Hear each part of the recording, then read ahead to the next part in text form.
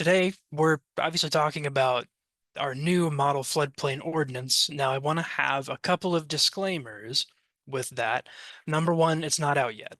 So this hasn't been released yet, and that's why you haven't heard about it.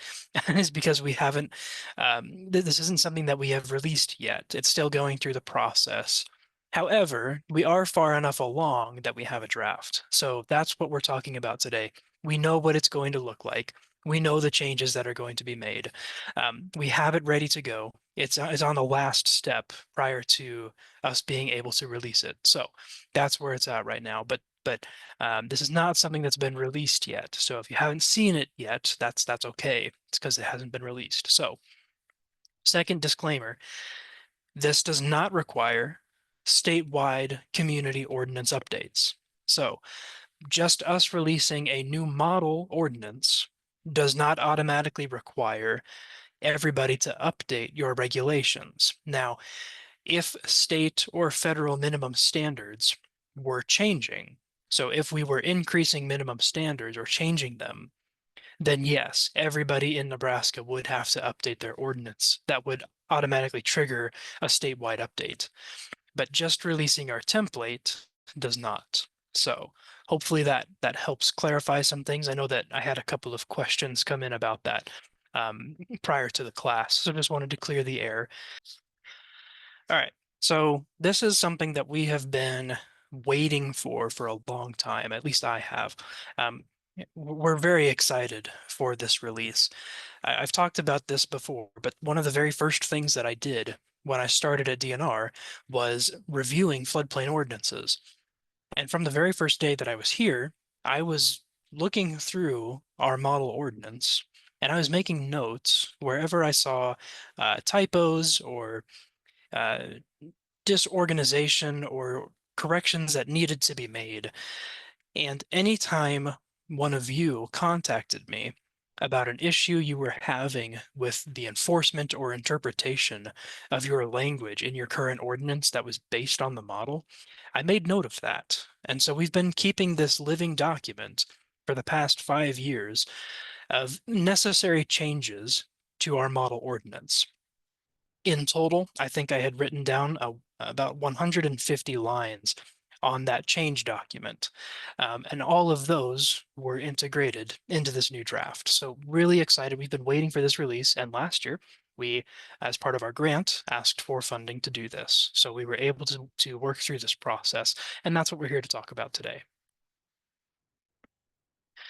I'll go over the process for reviewing both the current model and the new one. So we had set up a committee to do that, and I'll explain how that committee worked. I'll explain the update process, how we went through everything. I'll talk about the current model and some of the issues that we found with it. I'll go through a summary of the changes that we've made, and I'll show you the new model ordinance, at least some screenshots of it. We may have time to open it, but we'll see. I'll show you the importance of updating your regulations using the newest model, but I'll explain exactly what needs to happen or what can happen. But again, the release of a new model ordinance does not require each of you to update your local regulations. So keep that in mind. And of course, we'll have time for questions, but feel free to ask your questions at any time during this presentation. Starting off with the review committee, this was how we made sure Nebraska's communities were represented throughout this process. This was one of the most important aspects of this update. We've done review committees before, but not the way we did it this time. And I really like the way that it went. So the review committee was very intricately designed. We had a list of communities that we knew we wanted to represent for the state of Nebraska. And they were hand selected because we knew that they would have the most amount of feedback and they would represent different perspectives. So we had FEMA, first of all, we did have a FEMA representative on this committee. We had our legal counsel with DNR to make sure that we were doing everything correctly. And then we had representatives from both cities and villages, counties, counties that don't have zoning authority, community rating system communities, and communities with or without higher standards. And one of the committee members was a past committee member on previous iterations of the current model. So we had a really good group here to make sure our redesign of the model ordinance was being done both accurately, correctly, and benefiting Nebraska's communities from multiple perspectives. Now, the committee met 3 total times, both reviewing the current model ordinance and providing comments on the new draft. So they were involved the entire time. This is different. Last time we did this review committee, they met the one time to talk about what they wanted to see in the new model ordinance. And that was the extent of the committee's involvement. That was different this time. The committee was involved every step of the way and saw the final draft prior to it being sent up to FEMA for review. In total, we had more than 60 comments received from committee members throughout the process, and those were recorded in a change document, which I'll talk about later on, but we greatly appreciate their participation on this committee. We could not have done it without them. This was the structure. So we had our internal staff, which was it included myself and Aaron, Anna, Mercy, and Isabella on our CAP outreach team. We had DNR's legal counsel, which they were there just to make sure anytime we were modifying legal or enforcement language that we were doing so in a way that met Nebraska statutes. We had the League of Municipalities represented. Their legal counsel was also represented. We had our Region 7 Nebraska liaison attend all 3 committee meetings and review the ordinance. And then of the communities that represented Nebraska, we had Cumming County with Becky Lurch. She served on the last committee, and so we made sure that she was involved in this process so that she could provide her insights. We had the city of Fremont representing our CRS community, the village of Hickman, and then we had Utan and Nemaha County. Nemaha County representing the county that does not have zoning authority. So a great group of people to be involved in this process. And like I said, we received more than 60 comments from these individuals, making sure that we were addressing things and correcting things and improving upon the last model ordinance version. So the process, this was how we walked through everything. We started off with updating our standard operating procedure. We didn't really we had a standard operating procedure, but it hadn't really been looked at very closely. We wanted to make sure that before we ventured down this path, we had a standard procedure for doing it in the future as well. So before we even started updating the new model, we worked on updating our standard operating procedure. I see that it says revised this year. That was actually last year. This would have been beginning of last year that we updated this. What the SOP explained was that we would review the model ordinance every single year for smaller changes. So as needed, we would make smaller changes. And then we would do a more in-depth review every 3 years to check if significant changes were needed. If at the end of that 3 years we decided that significant changes were not needed, then it can stay as is. It's a 6-year maximum lifespan for the model ordinance. And what that means is it doesn't necessarily mean we would completely overhaul it at the end of that 6 years. We would just do a more in-depth review that maybe we had skipped at the last 3-year period. Any significant updates that we make would require consultation from the committee. So the committee is not just there to exist during the initial release process, but is also there throughout the life of the model.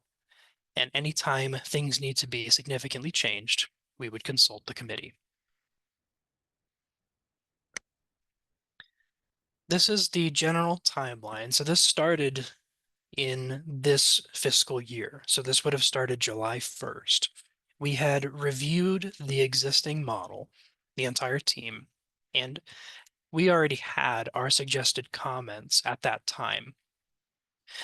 At the same time, we were contacting the committee members, the various communities that we wanted involved in this process, and asked if they were willing to serve on the committee and to represent Nebraska's communities.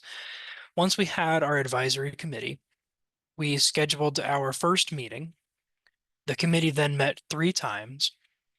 And at the end of the third meeting, once everybody had one last time to look at the final draft, we submitted it to FEMA for approval. And that's where we're at now. So we are at the model has been submitted to FEMA for final approval. Once we get that final approval, we can distribute the new model. We are expecting the timeline to be sometime in June. However, as we're all aware, FEMA is undergoing a lot of restructuring, including leadership changes. So the timeline isn't necessarily exact. We don't know. But we will be in contact and we will keep everybody in the loop as we progress through this process. We're granting them grace and understanding that this is outside of their control. And so we will just be patient and we'll see what they need. Once we've released it, of course, we will then host trainings, provide assistance. Anybody that wants to update to the new model will work with you to do that. But we'll just work on the release probably for the next year once it's been released. This is sort of zooming in on those 3 committee meetings. So the first meeting occurred on September 4th. We began reviewing the existing model ordinance. So at this point, DNR had reviewed it, but the committee had not. So we sent out the existing model ordinance for review. And committee members had about a month to do that. Once we got everybody's comments back on the existing model, we began drafting the new one. And that happened throughout October. We then met again in November, and this time we had our new draft. So we sent out the new draft. The meeting summarized the changes and the comments that had been received. We sent out the new draft, and the committee members again had around a month to review the new draft. We met a third time in January of this year to talk about the final draft of the new model ordinance. And again, we sent it out, the new draft, we sent it out a second time, and committee members again had a month to provide comments on this final draft. Once we had everybody's comments on that last draft after that third meeting, we then sent it to FEMA for their final approval. Every single comment from the committee members was addressed. So there were no comments that we left out. If there were things that we had to modify based on their comments, we did that. And then we created a summary document tracking every single change that we made in this new model compared to the old one. This summary document will be released with the new model. So we want to be as transparent as possible. We want everybody to see the changes that have been made. So this document will be released with the release of the new model. So everybody can see what the different changes were. The current model had its issues. And of course, it is still a good model. It was approved by FEMA. And so for those of you that have ordinances that are based on the current model, don't fret. This is not, like I said, minimum standards haven't changed. So your ordinances would still be compliant. But with that said, the model needed an update. It needed a revision. So the current version was produced in 2017. It was designed by the 2016 committee, which, like I said, had met the one time to review the prior version, which I believe was released in 2012, maybe 2008. I can't quite remember. There were smaller updates to the 2017 model in 2018, 2021, 2022, and 2023. In 2021, I have an asterisk there because we added the agricultural and large accessory structure language following FEMA's release of policy 104-803. That has the exception language for agricultural and accessory structures to allow wet floodproofing. That was a pretty major change in NFIP policies. And so we made sure that that was a somewhat larger update, which is why the asterisk is there. Now, this current model was designed to establish floodplain zoning districts, and that'll be an important point moving forward. The current model ordinance is split into 4 different versions. You have your A, we call it the A, B, C, and D ordinances. Your A ordinance is for those of you that don't have floodplain maps, but you participate in the NFIP. The B level is for those of you that have just basic Zone A floodplains. The C level is for those of you that have enhanced studies. You have a flood insurance study, but you don't have a floodway. And the D level ordinance is for the rest of your communities that do have a designated floodway somewhere in your jurisdiction. Depending on the type of flood zones you have, dictates the level of regulation you have to adopt under the Code of Federal Regulations. We had toyed with the idea of going down to just one standard model that included all of the flood zones in it, supposedly to make things more simplified, I suppose would be the best way to put it. But we ultimately decided that the majority of our communities in Nebraska don't have a floodway.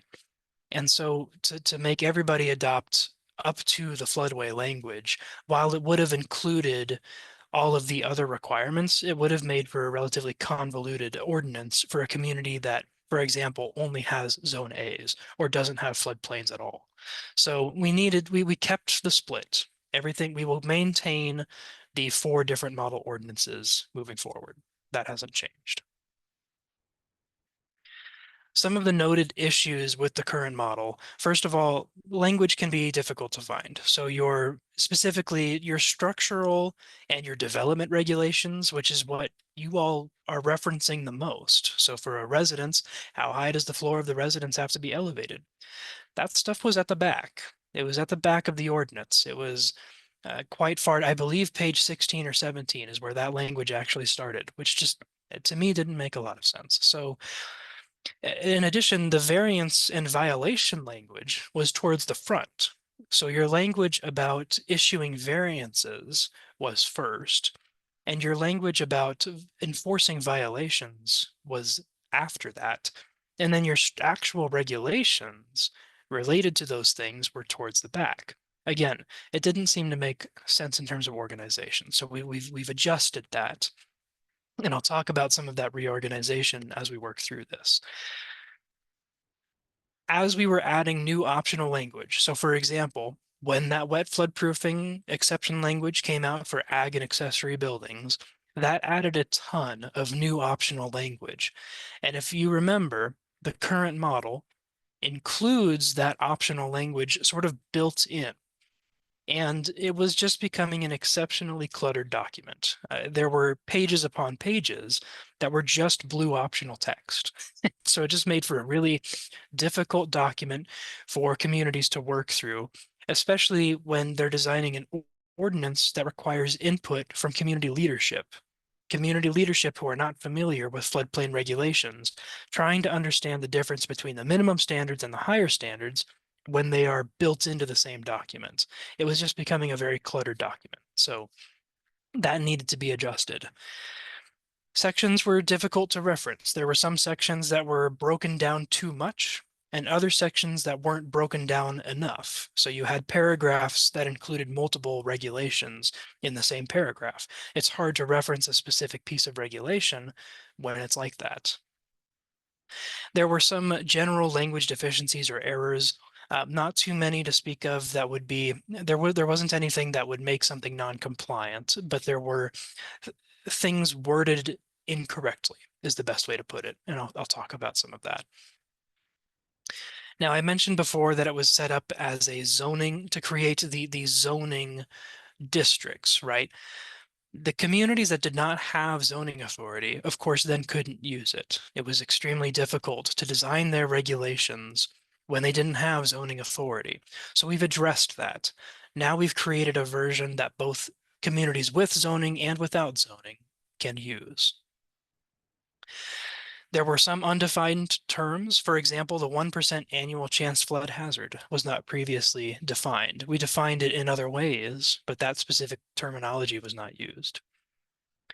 The Word document itself was from 2017. And so when we would send out Word documents for communities to start adjusting their ordinance language, the formatting, we've all worked in Word before. It was to the point where if you started entering new lines or deleting things, the formatting for the whole document would get thrown off. So we had to fix that too.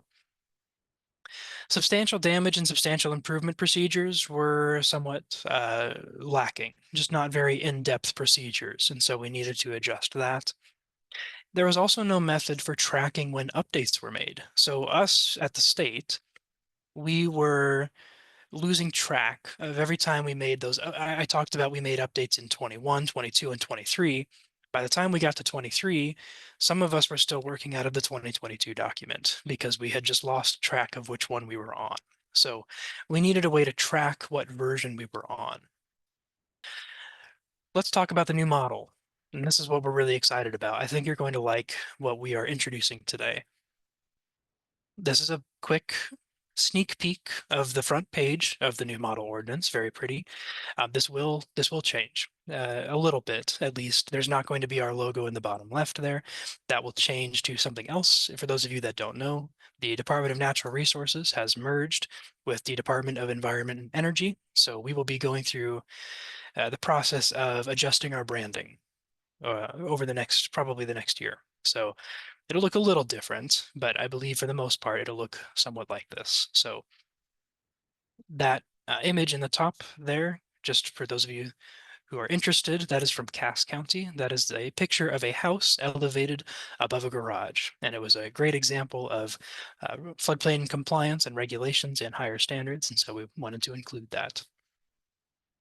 So the new model, as with any model ordinance, is going to be structured as a standalone ordinance. That's the best way to make a template ordinance, is to format it as a standalone ordinance.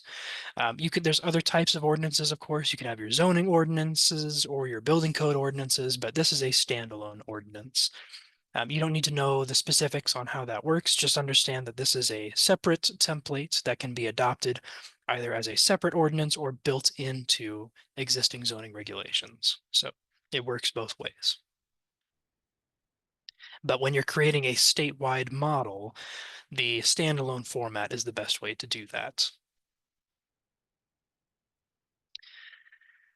It has actually gone down in size. The model ordinance itself has gone from 27 pages down to 26 pages. Now the full document is 59 pages, and I'll explain why the full document is so long in a moment here. But the model ordinance language itself, we've actually managed to shrink it down in size. That's not necessarily because we've taken stuff out per se. A lot of that has to do with the formatting corrections that we've done. We have introduced our tracking system for future updates. So for those of you with an eagle eye, you see the V1.0 there and the revised date. That'll be updated every single time we make a change. So we can keep track of what version has been released and what version people are referencing when we're sending this out. And it also, of course, keeps us up to date to make sure we're sending out the correct version. We've made a number of quality of life improvements, and in total, about 250 changes, more than 250 changes have been made, both small and large. This is going to be on the back of that first page. So it's not just going to be updating the version number. We're also going to show you the revision date, when the revision happened, and the reason for the revision. So we'll have this initial date. This initial date will be the initial release of this version. And then we'll go 1.1, 1.2, 1.3, 1.34. I don't know. We haven't necessarily talked about what the numbering system will look like. But every time we make a revision, we'll put a reason for the revision in that right column so you can see what's changed. Some of the higher level changes. So we have completely reorganized things for better usability. We've taken comments on what works, what doesn't work, and we have reorganized things to make things more usable for you as a floodplain administrator. We have relocated the higher standards to a separate guidance document. So I mentioned before we've gone from 27 pages to in total 59 pages. About half of that 59 pages is this new higher standards guidance document that we have relocated to the back of the full guidance on the model ordinance. We have a new numbering system, so you'll see some of those changes as we look at it. We have reviewed every single line of the existing model and made sure things aligned with state and federal standards. State and federal statute references are now included under every piece of regulation. And we also opened the International Building Code to make sure that the regulations were also including those standards because we are a building code state. This is the new format. So we're going to have the title page, which we did have before. We had a title page. We have added a table of contents. So you can jump straight to the language that you're looking for using the table of contents. We have a cover letter now. Now the cover letter is a tool. It's a tool that you can use. So one of the difficulties that some of our floodplain administrators have faced is that when they are trying to get the community on board with updating their regulations, they get a little bit of pushback, and that can be understandable. To help with that, we have written a cover letter that explains the importance of keeping your regulations up to date. And it has the signature of the NFIP coordinator on there. And really, it's just something that you can bring to your leadership and show, okay, here's what the state's stance is on keeping our regulations up to date. So a nice tool to bring to your community leadership if they are uncertain about why they are updating regulations. Drafting instructions, so how to draft the ordinance, how to use the model, that is still there. We had that before, but what's new is we've actually added a checklist. So we've added a checklist of items to work through to make sure you are drafting a complete ordinance. The model ordinance. So the model ordinance being the fifth thing on the list is probably a bit odd, but that's the way it's structured. It'll make sense when I show it. And then the optional higher standards guide is at the back. Some of those quality of life improvements I was talking about. So this table of contents, I think this is going to be really useful for you to find the specific language that you're looking for. It separates the entire guidance document into parts. So your instructions, your foreword, the model ordinance itself, the higher standards guide, it separates those sections of the document. But within the model ordinance itself, it separates each section, subsection, and specific regulatory language so that you can find exactly what you are looking for if you just want to jump to a page that has the regulation on it. This also includes a breakdown of the higher standards guidance. And the nice thing about that is we have a list. It basically creates an itemized list of every higher or optional standard that we have written language for. So you can show this table of contents to your leadership and say, look, this is the list of higher standards we can choose from. And it might be more useful than the 30-page guidance document. And this is one of my favorite things. This was absolutely necessary, and I'm so thankful that we've done this. It was really painful, but we've done it. we have we have statute references, both state and federal, in every single piece of regulation. So underneath every single paragraph, every single piece of regulation, we have gone through and found the exact piece of regulation, the exact statute that calls for that. So if you're getting challenged within your jurisdiction as to why you're requiring something, you can open up our model ordinance and find the exact piece of state or federal regulation that applies. Now notice on some of these, it just references the state code, and on some of these, it just references the federal code. We've done that strategically. So anywhere where the federal regulations went more in depth or had a better explanation, we included that. Anywhere where the state standards were higher than federal standards, we have just included the state standard. That way, if you were to maybe provide both the state and federal, you would end up with conflicting regulations. So we made sure anywhere where one was higher, we have just included the higher standard. And then anywhere where they were aligned, we included both. But all of that research has been done for you, so you can go find it. I have already used this a number of times. I have the state statutes and the Federal Code of Regulations bookmarked, but it is really nice to just have these written out, already found. I know exactly where to go. All right, reorganization. Your quality of life improvements reorganization. Currently, the language related to your floodplain maps includes all of the sections there on the left. So your lands to which ordinance applies, that's the adoption of your flood insurance rate maps. Your rules for interpretation of district boundaries if somebody's appealing them. Establishment of zoning districts, your flood data required if you're in an A zone, alteration or relocation of a watercourse, and your floodway overlay district adopting the floodway itself. All of that language is related to your floodplain maps, and yet they were in sections 2.1, 2.2, 3, 4.5, and 5.1. So you had all of this mapping language that was sort of sprinkled throughout the document. This is now all under section 3. So section 3 now just has the new title is Regulated Flood Hazard Areas. So anything related to your floodplain maps, whether it's altering them, adopting them, establishing your districts, all of it is under one section. Other reorganizations.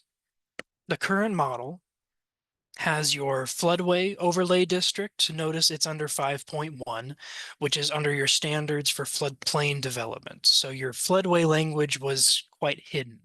And also there's your alteration and encroachment language, which was related to floodplain mapping. All of that was under your general provisions under section 5.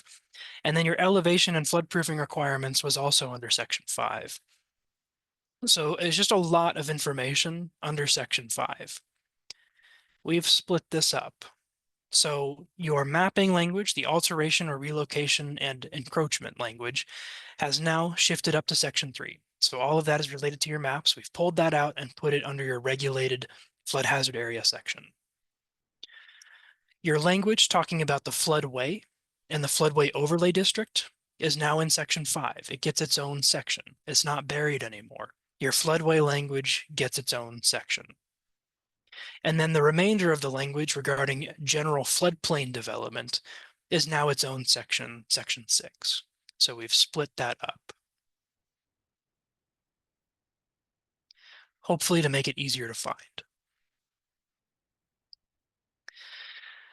The last major reorganization that we've done is your existing structure language.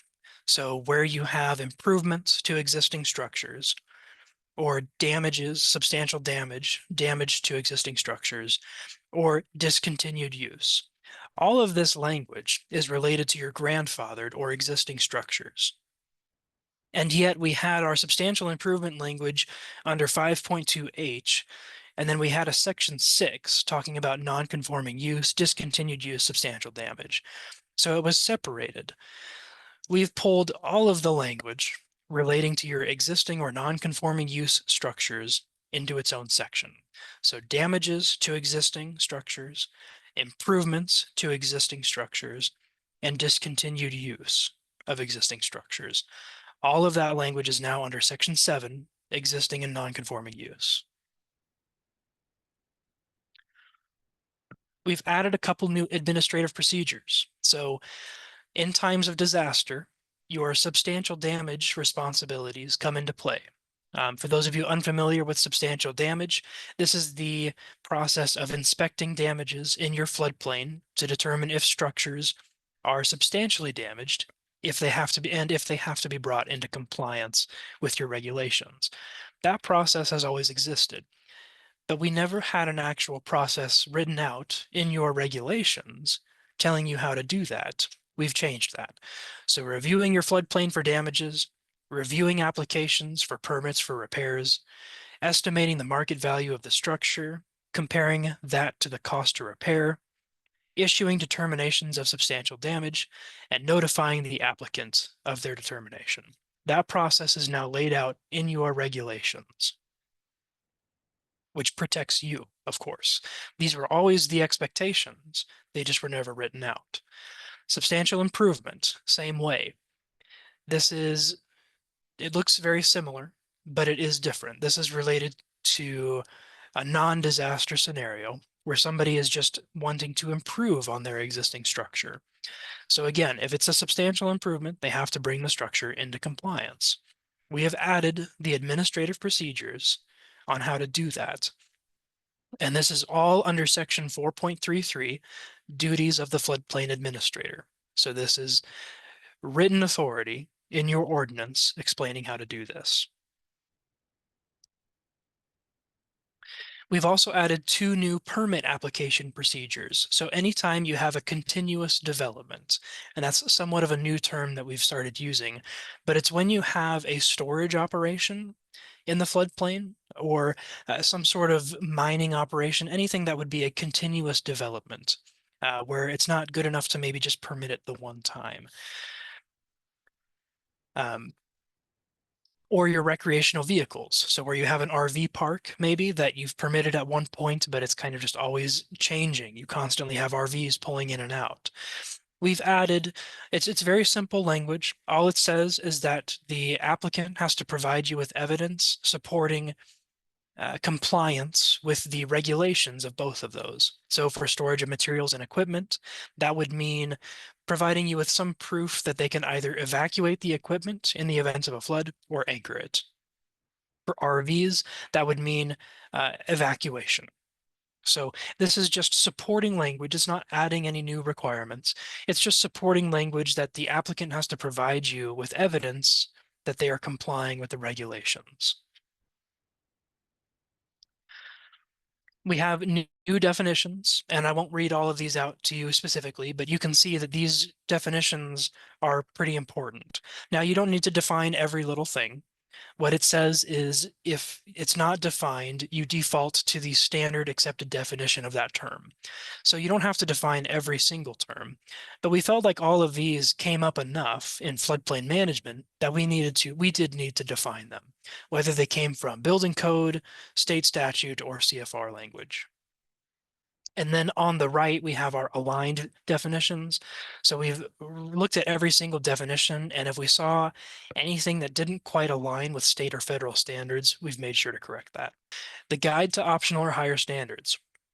Like I said, we've separated that into a separate guidance document, starting on page 35, at least of the D ordinance. It has a nice introduction, talks about the importance of adopting higher standards and what that means for you.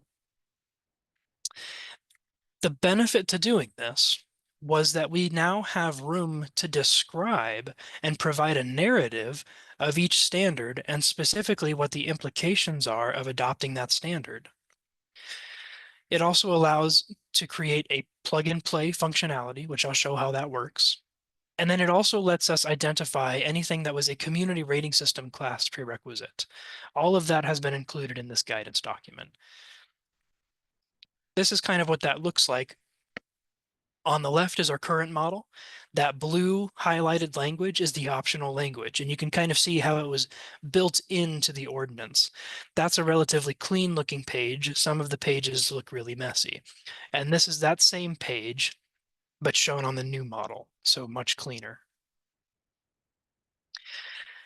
This is what the different higher standards look like. So we have at the very top, we have a title of what the higher standard is, a description of what it does. So links to any guidance, an explanation of what happens if you were to adopt this language. What are the implications? What are the things we need to consider? And it lets us break down exactly why it's important or why the community should pay special attention to the selection of this language. The plug and play functionality is immediately below that. So we then have this box underneath that description that explains exactly how to fit that higher standard or that optional standard into the ordinance. So here it says, in order to enact the requirement that structures have their equipment or mechanical services elevated to the same elevation as the structure itself, the following sentences must be added to the regulations for both residential and non-residential structures shown below. And in this case, this is showing the residential structure language. So it says in section 2.1, we are adding D. We're just taking that paragraph and inserting it. Having it broken down like this also allowed us to add these little footnotes anytime there was additional information we wanted to share. So anytime something was a CRS prerequisite for your community rating system classes, or if there was just some special information that we wanted to share, we included these little footnotes. Just explaining why the higher standard is written the way it is and what it does.